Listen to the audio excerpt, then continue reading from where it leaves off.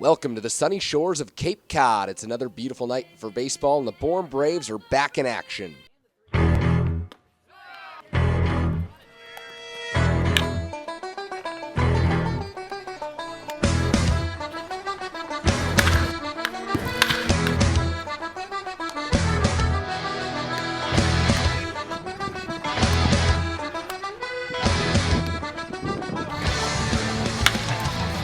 Cape Cod Baseball League, where the best players from across the country come together and square off against one another. Episode 19 of Tomahawk Talk. The Braves do it again on the road. Their sixth win in a row on the road here at Red Wilson Field, a 5-3 victory. Thank you for tuning in here at Tomahawk Talk. Myself, Chris Jones, along with my clan of friends, Liam Sullivan, Kerry Crowley, and Troy Lynch. You all know them very well. And boys, the guys were able to get it done tonight after a loss yesterday at Harwich. Nick Solak was excellent, Troy. A couple big hits, RBI singles. Yeah, he's one of those guys who kind of goes under the radar, but just hits every single at-bat. He could probably be the player of the game for the entire season so far. I mean, every single game, he's always being productive. 2 big RBIs tonight, but great base running by Mike Garzillo and Jake Robson. The Maple Hammer, they're getting it done on the base path. I like it, being aggressive. Leads to RBIs. And Liam, the team goes on the road and the power bats are out again. Vince Fernandez and Reid Humphreys, we saw it against Katuitt. They're able to do it again with a couple home runs. Yeah, it seemed like deja vu out there. Vince Fernandez pulls one right over the right field fence, and then Reid Humphreys, goes opposite field just like he did against Katuitt, following Fernandez with a little bit farther than Fernandez. Once again, a little bit more power. But you like to see that offense on the road. That's about it. Well, Vince Fernandez talked to our own Troy Lynch. Here's Troy's interview with Vince. Well, the Bourne Braves win it 5-3. Second run coming from the game. Vince Fernandez hitting a bomb. Now, you and the pitcher you were going against, you have some previous experience. Is that correct? Yeah, he's a Sunday starter at Santa Barbara this year. And then I think I went like 1 for 4 off him this year. I first at bat of the game hit a home run off him, so I mean, it was kind of, I was a little familiar with him, but put a good swing on it. So I saw you talking with Mike Garzillo after you hit the home run in the dugout, talking about your swing. Did you change up your swing at all when you hit the home run? No, I didn't change anything up, but I noticed the 2 home runs I've hit here, I've had a lot of topspin, so I was just talking about how much of an uppercut swing I have and why I need to fix that. But I mean, he was kind of sat there. He's like, you just hit a home run, you don't need to worry about anything. So I mean, I was kind of joking around with him. 6-game winning streak on the road. What is it about being away that makes you guys like to win so much? I don't think there's really that much of a difference from home or away. I mean, this so happens. I think our pitchers are going out there doing a good job. Rogers did a good job that they kept us in the game. Some big clutch hits from all the way up through our lineup, and I think we're just playing good baseball. Well, Vince Fernandez hits his second home run of the season, awarding the Braves with another victory, 5-3. We'll send it right back to Tomahawk Talk. Superb interview, Troy. And now we have a new segment. Yes, we'll bust it out here. Game 19. It's called T-Talk. And Liam Sullivan will bring you T-Talk. Well, folks, we're going to get a little interactive on this Tomahawk Talk. We're going to bring in Twitter using the hashtag T-Talk. T-Talk. 2 T's. Pretty simple.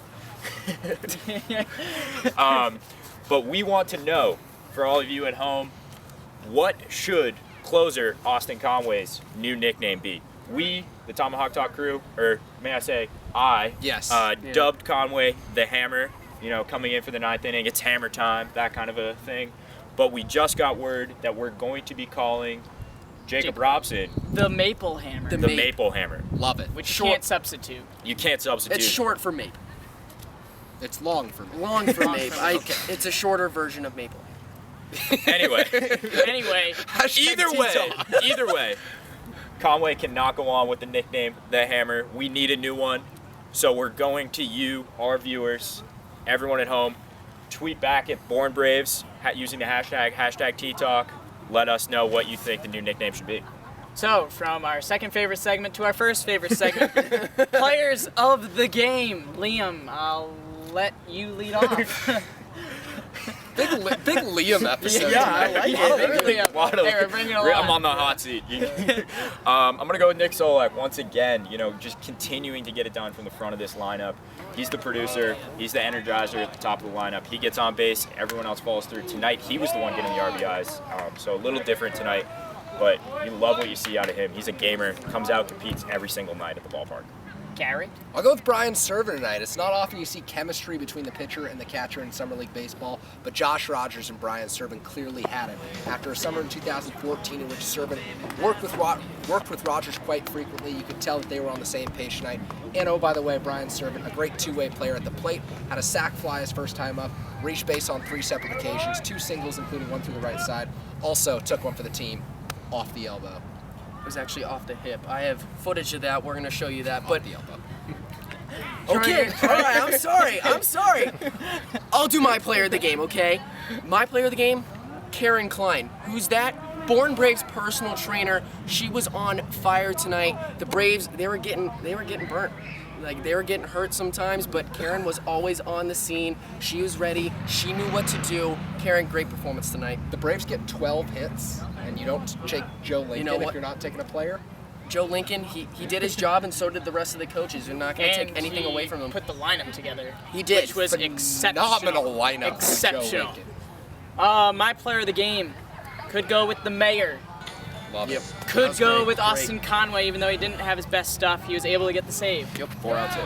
But I'm going with the Maple Hammer. Not only do we hear his and nickname. no one takes Solak again. No, he took Solak. Solak. He got Solak. It's like I'm not even here. Calm down. Wow. So much Calm Liam down. tonight. I So know much you want to Liam. jump over everybody. So let's just chill for a second. Chris, the rationale behind the pick. Maple Hammer, key at bat of the game, slapped one through with 2 outs after the Reid Humphreys home run tied it up.